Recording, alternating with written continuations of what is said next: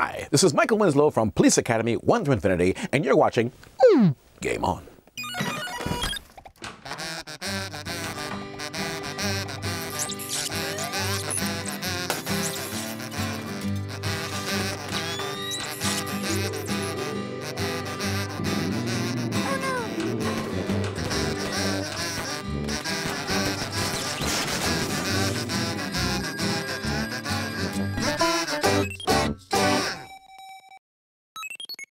Hello, welcome to Game On, the show that's really disappointed in all the abstaining voters. Yeah, how could they let that law go through? Law? Well, I mean, how can you refuse to vote on which is better, Shenmue or Shenmue 2? Don't make me choose! Utterly spineless, as ever. Coming up this week. Nathan Drake screws up a table. Johnny screws up an interview. Sorry, hang on a minute. Batman screws up a fist.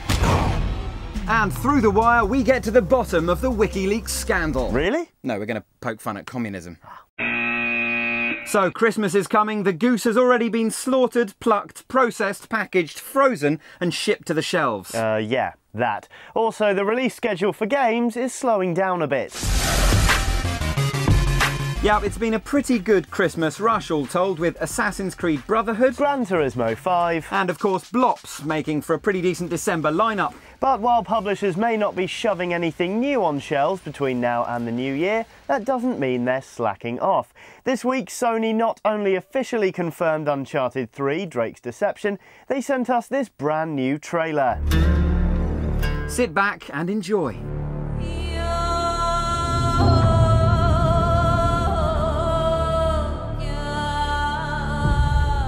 All men dream, but not equally.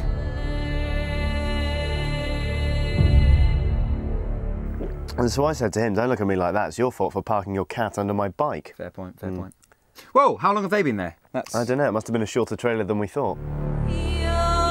Yep, in fact, it's a very brief trailer indeed, featuring no gameplay, no plot outline, and barely featuring Nathan himself. Look closer though, and one or two details start to emerge. Firstly, Nathan's presence is of course established with his gun and the journal from the first game. Look over here though, and it seems he's been on holiday. Oh, hello, Your Majesty. Yep, it seems Nathan's been over here in Britain, but why? What do you mean, why? We invented culture, for God's sake. No, I mean, why? What's his quest? Oh, that? Oh, that's simple. As the camera pans across the table, the main thrust of the game's plot begins to emerge. As you can see from the photo and this book, The 7 Pillars of Wisdom, Nathan is clearly interested in Lawrence of Arabia, who of course came from... Arabia? Dorset. How many imams do you know called Lawrence? 2, actually. Oh. Yeah. Anyway, between the post-it notes, maps and references to Lawrence of Arabia, it seems Nathan may well be looking for the lost city of Arabia, dubbed the Atlantis of the Sands. He's also been reading up on Lawrence's death, which happened in... Arabia. That's right, Dorset, leading us to think his demise may be tied up in the mystery of the lost city. Well, it would certainly explain why he's been to England. Yeah, unless he fancied a bit of shopping in Covent Garden. Unlikely, you can't buy handguns in Covent Garden. Or can you? All men dream, but not equally. Anyway, that's all we've got for you on Uncharted 3. A full reveal is coming this weekend, and we'll be sure to bring you all our findings next week. PlayStation. Next up, we followed it from the very first teaser through the nail-biting mystery of what the tagline would be. Now, finally, Batman Arkham City has given us another teaser. Yep, you might have missed it earlier in the week, so here for your viewing pleasure is the latest stunning cinematic trailer for Batman Arkham City. We thought we had him trapped. Target in sight, Tiger 1. But he was waiting for us.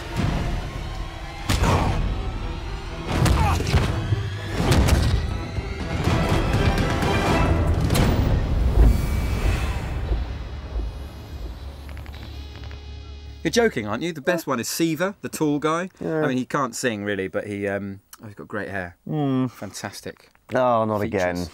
Oh, what? Oh, yeah, I forgot to mention that one is quite short as well. Good, though, isn't it? No, I'm not convinced, to be honest. What are you talking about? Someone's hunting Batman.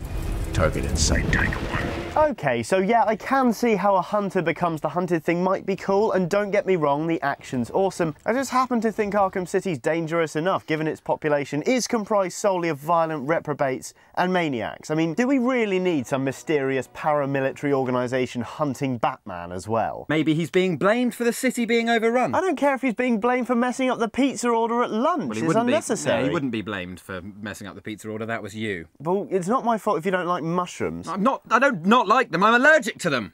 Whatever. Anyway, personally, I don't really think balaclava sporting squaddies are really essential in Arkham City. I think it's convoluting a really good premise. And I think they're just trying to diversify the gameplay a bit, make Batman feel like less of a one-man army than Arkham Asylum, where he did feel a little bit overpowered. I mean, come on, another full-length experience with Batman just chasing down vulnerable lunatics would get stale. Frankly, I'm glad they're pushing the envelope. We'll just have to agree to disagree on that one. Or I could give you another dose of mushrooms and have done with it. Now, we said before, with Christmas round the corner, the gaming release schedule's starting to quiet down a bit. As usual though, there's always one publisher that has to have the last word, and this year it's the turn of Blizzard. It was a long time coming, but the Cataclysm has finally come to World of Warcraft. Cataclysm launched worldwide this week, bringing huge changes, challenges and 2 new races to the MMORPG World of Warcraft. Ultimately though, Cataclysm is at core an expansion pack for a game that came out 6 years ago, so why exactly should we care? Because 12 million people can't be wrong? Maybe. An ancient evil has risen. Yeah, Blizzard have made huge alterations to the World of Warcraft universe, redefining entire areas of the map. All players will get that updated world whether they get the expansion or not, so everyone's at least playing on the same field. For those that do get Cataclysm though, it's more what they're playing with than where. The pack adds 2 new races, the Goblins and the Worgen, as well as a new level cap of 85, initiating a mad dash to see who can become the most powerful player or faction. Now, like me, you may be wondering why Blizzard are bothering to make such fundamental changes 6 years into a game. Well, if you look at other titles that came out in 2004, like Fable, they just look a bit dated. Occasionally, in order to keep things going, Blizzard simply have to demolish part of the world and build it up anew. And if you're going to do that, you might as well use a giant dragon. The world heaves with my torment. Yep, the main antagonist in Cataclysm is a dragon called Deathwing. I caught up with level designer Dave Kosak earlier this week to find out more about just who Deathwing is. Oh yeah, I was going to say, how did that interview go? Not well. Really? No, I got a bit distracted. It's sort of the creation myth of the Warcraft universe. I mean, these 5 dragons, dragonflights, were entrusted with different aspects of the world. And Deathwing was... aspects of the world? What the hell is he talking about? And so he's got this immense power, but he's crazy, he's falling apart. A grown man is talking to me about elemental dragons. To protect.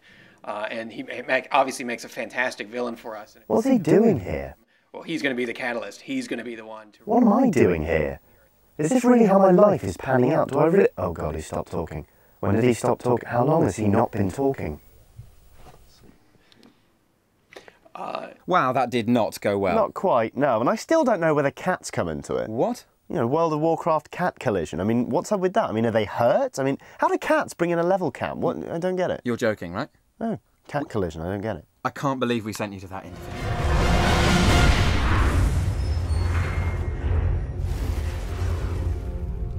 Almost it from us here at Game On, just time to stir up some international controversy. Oh, goody. Yep, you'd have to be afraid of the internet not to have seen anything about the Wikileaks scandal recently, and since you're watching this, we're going to assume you're au fait with the World Wide Web. Around 90,000 US military documents were leaked online in July, detailing, amongst other things, perceived threat levels and United States impressions on foreign leaders. One of the most interesting ones we've seen is a US military cable from 2008, discussing who was most likely to succeed North Korea's leader Kim Jong Il, who frankly looks a bit Kim Jong Il. Back in 2008, the US consulate in Shanghai said at the time none of Kim Jong Il's sons was ready to succeed their father.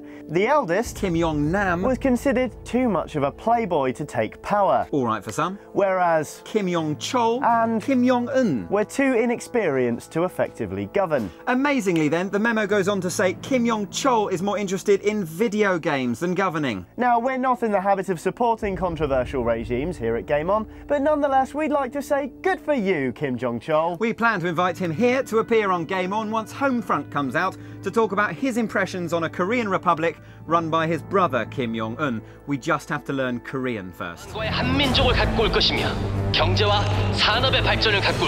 Almost it from us this week. We're going to leave you in the capable hands of our special guest this week, Michael Winslow, aka Police Academy's Sergeant Lavelle Motormouth Jones. We got him into the studio earlier on this week to talk about video games and, well, making noises. Seemed like the appropriate thing to do. More gaming goofballs next week. Oh, have you done voices or noises for computer games? I have, and I'm preparing to do a lot more. I've got a couple of iPhone applications. This is pretty stupid, but you're going to have fun with it. One of them is called That's Kung Fu. You take your iPhone and shake it in. I'll show you how to fight. And what about, obviously as computers have got slicker and things, they make less noises, if anything. Have you had to kill some of the sounds that you used to do of old, computers and bleeps and blips? Well, you bring up a good point with that. I need to think about this. Perhaps I should do classics, some classic noises, where I just take them and make them classic noises. Because, Nintendo's back with all the old classic sounds, Space Invaders. You remember you remember those great things. And because it seems to be the old Atari stuff, I used to love that stuff. So I'm thinking I'll do an old school game as well. And I'm talking to some animation companies and you know what? Anybody out here in the United Kingdom that would like to have a sound person to give you interactive noise games, call me.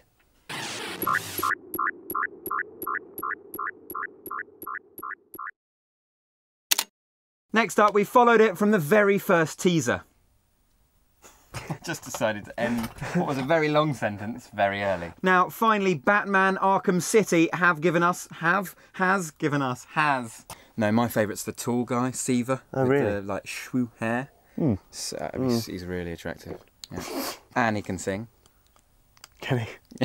I don't know. No, you're laughing, aren't you, Mike? Sorry. Oh, not again. Well, oh yeah, I forgot to mention that one's quite short as well. Good though, isn't it? I'm not convinced, to be honest. What are you talking? Someone's hunting Batman. I think one of those will be fine. One of them will be fine. Probably not that one. I just think Arkham City's dangerous enough, given its entire populace is comprised of deranged maniacs. I just happen to think Arkham... Stop giggling. I'm not giggling. Okay, fine. I just happen to think Arkham... Come on! I am now. I just happen to think Arkham City's dangerous enough, given... Oh, my God. God. All right. Do we really need some mysterious... I mean, do we really need... Just go from... Do we really need some mysterious paramilitary organisation? Do we really need some mysterious Oh, God. It's unnecessary. Well, it wouldn't be blamed for messing the pizza order at lunch. That was you. I don't like mushrooms. You took my line. Wow. Because 12 million people can't be wrong? Maybe. What's my line? Maybe is my line. Around 90,000 US military documents were... Wow. Wow. No, we're done talking about World of Warcraft. Wow, that did not go well. No, not quite, no. And I still... No, not quite, no. Not quite, no.